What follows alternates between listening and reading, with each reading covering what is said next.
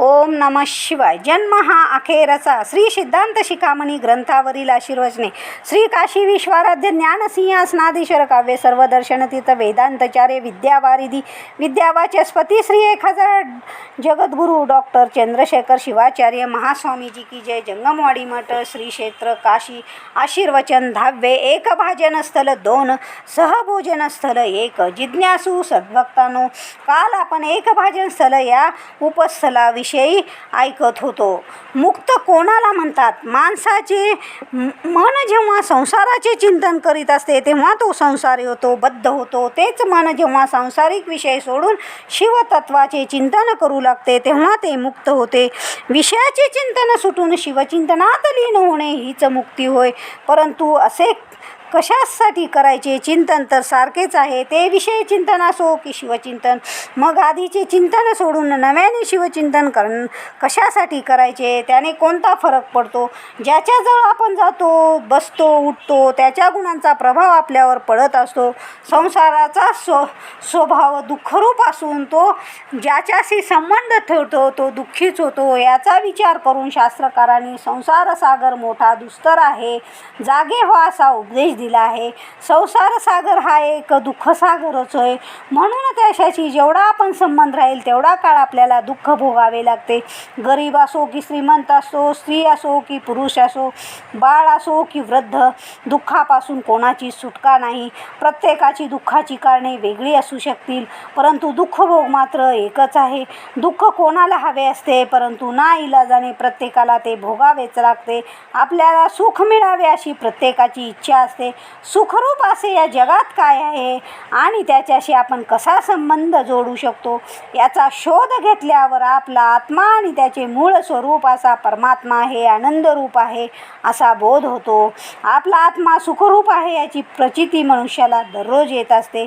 दुसऱ्याने सांगावी आणि आपण ऐकावी अशी ही गोष्ट नाही आहे, ती आपल्या अनुभवाला नित्य येत असते. गाढ निद्रेत म्हणजे सुषुप्ती अवस्थेत आनंद अनुभव आपण घेत असतो. त्यावेळी कोणतेच बाह्य विषय उपस्थित नसतात, कोणतीच उभाती नसते, स्वप्न अथवा जागृती या अवस्था नसतात. तरी आपण आतल्या आत आनंदमग्न असतो. यावरून आपला आत्मा आनंदरूप आहे सहज प्रतीत होते. त्याच्याशी संबंध जोडला गेला तर अमाप सुख मिळते. आत्म्यापासून भिन्न असलेले शरीर, इंद्रिय, अंतःकरण इत्यादीशी आपण समरस झालो तर आपल्याला दुःखाचा अनुभव येतो. शरीराचा विचार केला तर त्यात अनेक रोग दडलेले असतात असे लक्षात येईल. वात, पित्त, कफ या त्रिदोषामुळे होणारे रोग तर असतातच, त्याशिवाय कर्मजन्य असेही रोग असतात.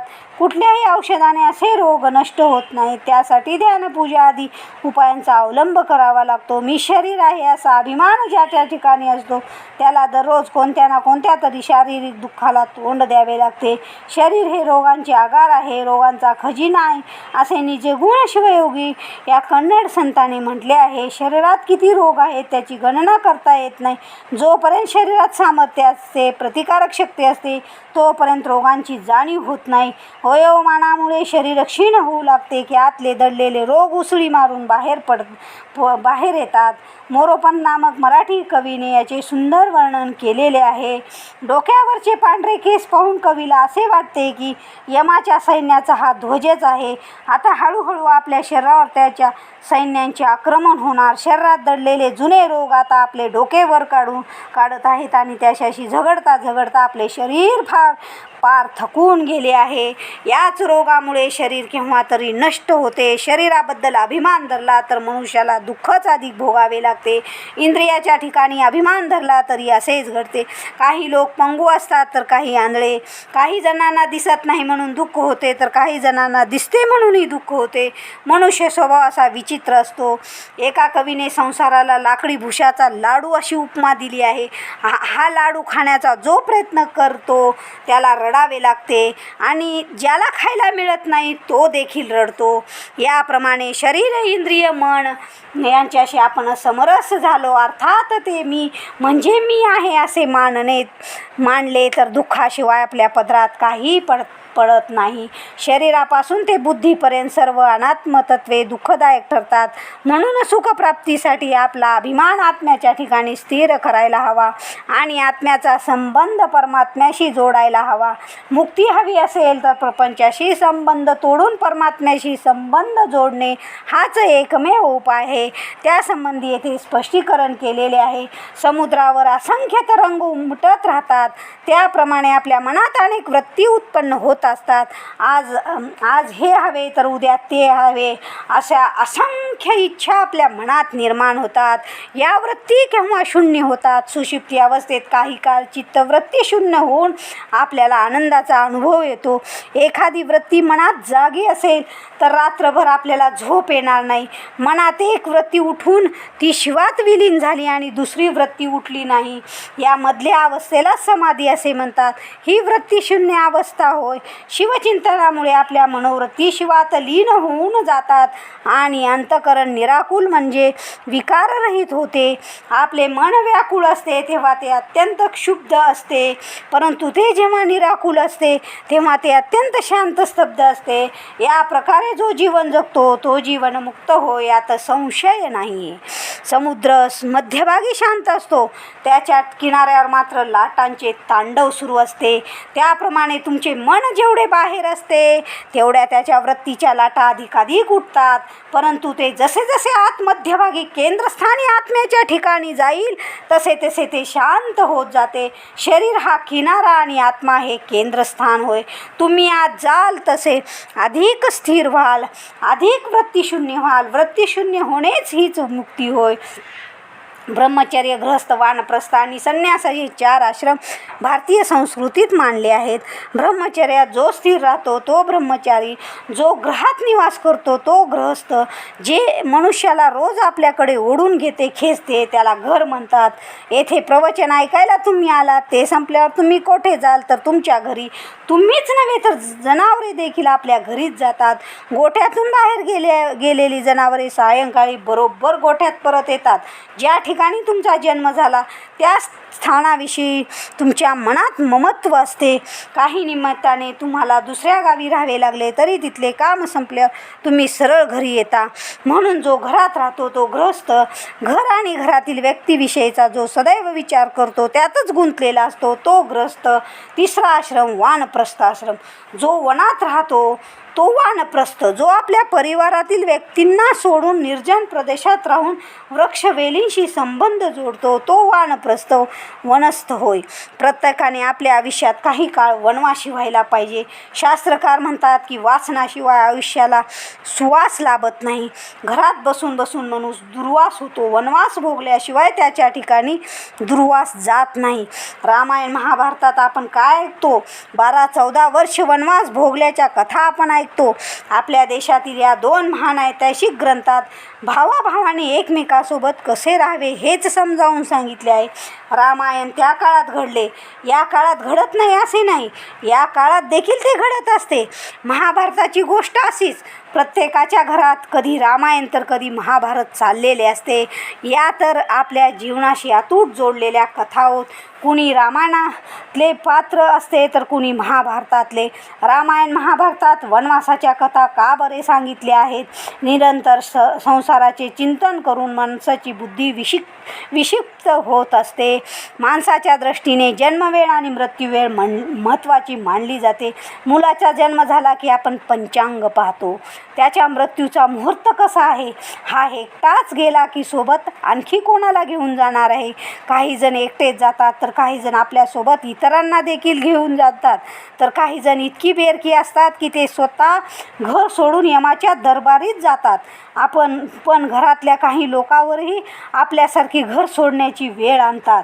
जन्म मृत्यूच्या वेळा महत्त्वाच्या मानल्या जातात, परंतु आपला जन्म तर होऊन गेला.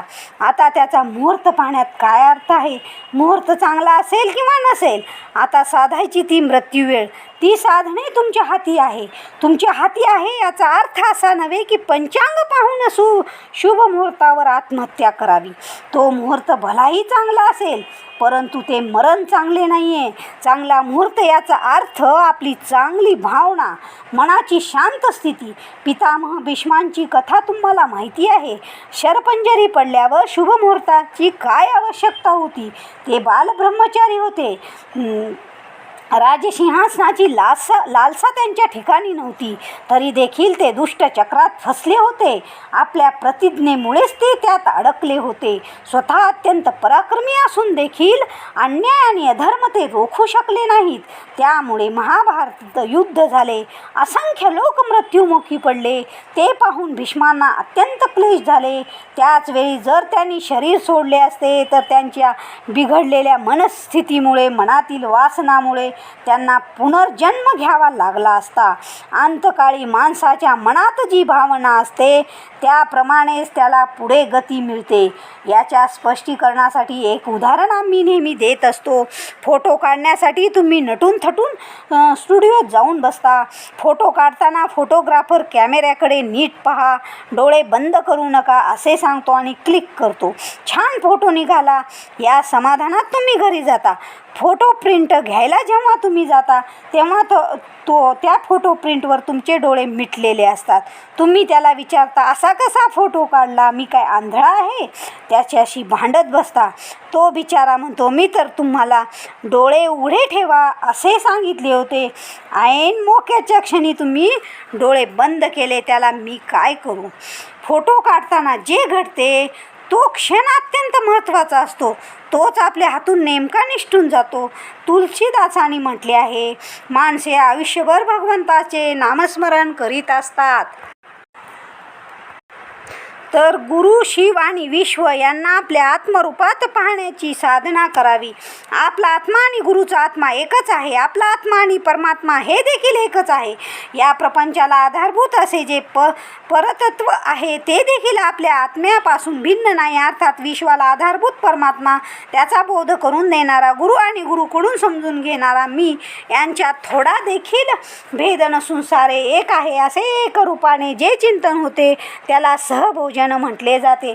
या सहभोजन स्थलाचा अधिकारी कोण नसतो याबद्दल थोडे व्यतिरेकाने येथे सांगितलेले आहे. हा गुरु आहे, हा शिव आहे, हा प्रपंच आहे आणि मी त्यापेक्षा वेगळा आहे असा भाव ज्याच्या ठिकाणी असतो तो सहभोजक अथवा विश्वभोजक असू शकत नाही. सहभोजन स्थलात पोहोचण्यासाठी कोणत्याही प्रकारचा भेदभाव असता कामा नये. व्यावहारिक भेद तर राहणारच, तो कोणी मिटवू शकणार नाही, परंतु आध्यात्मिक दृष्टीने आत्मरूपात अभेद पाहता येतो.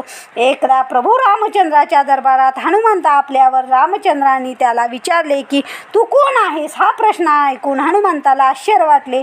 तो मनात म्हणाला, इतक्या लवकर रामाला आपला विसर पडला.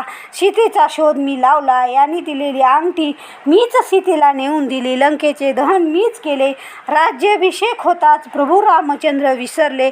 असा विचार करून देखील हनुमंताला वाटले की काही विशिष्ट अर्थाने आपल्याला रामाने हा प्रश्न विचारला असावा. हनुमंत मोठा बुद्धिमान होता. एवढ्या लवकर श्रीरामांना आपला विसर पडणे शक्य नाही हे त्याने ओळखले आणि त्याच्या प्रश्नाचे 3 प्रकारे उत्तर दिले. तो म्हणाला, भगवान आपण तू कोण हा प्रश्न मला विचारला तो देहदृष्टीने, जीवदृष्टीने की आत्मदृष्टीने? देहदृष्टीने म्हणाल तर मी आपला दास आहे, जीवदृष्टीने म्हणाल तर मी आपला अंश आहे आणि आपण जर आत्मदृष्टीने विचारित असाल तर मी म्हणजे आपणच आहात. मी आणि आपण यात भेद नाही. हे उत्तर ऐकून श्रीरामचंद्र अत्यंत प्रसन्न झाले. केवळ रामचंद्रच नव्हे तर सभेतील सर्वजण प्रसन्न झाले, कारण सभेत सर्व प्रकारचे लोक होते. कोणी भक्त होते, कोणी साधक होते, तर कोणी ज्ञानी होते. हनुमंत कोणते उत्तर देणार हे सर्वजण उत्सुकतेने ऐकत होते. जर हनुमंताने मी आपलेच स्वरूप आहे असे उत्तर दिले असते तर भक्तांना राग आला असता. याला केवढा अहंकार झाला. हा स्वतःला प्रभू रामचंद्राच्या बरोबरीने मानतो असे त्यांना वाटले असते. म्हणून त्यांच्यासाठी हनुमंताने मी प्रभूचा दास आहे असे उत्तर दिले. जे साधक होते त्यांच्यासाठी मी प्रभूचा अंश आहे आणि जे ज्ञानी होते त्यांच्यासाठी मी परमात्मा रूपच आहे असे उत्तर दिले. या प्रकारे शारीरिक भेद असला तरी आत्मदृष्टीने अभेद देखील असतोच. ज्याच्या मनात हा गुरु, हा शिव, हा मी असा भेद आहे तो सहभोजक होऊन शकणार नाही. शिवगुरु, प्रपंच आणि आपण यांना एक मानणे हे आध्यात्मिक सहभोजन असून ते शाश्वत सुख देणारे आहे. एवढे सांगून आजचे आशीर्वचन पूर्ण करीत आहोत. ओम शांती शांती शांती.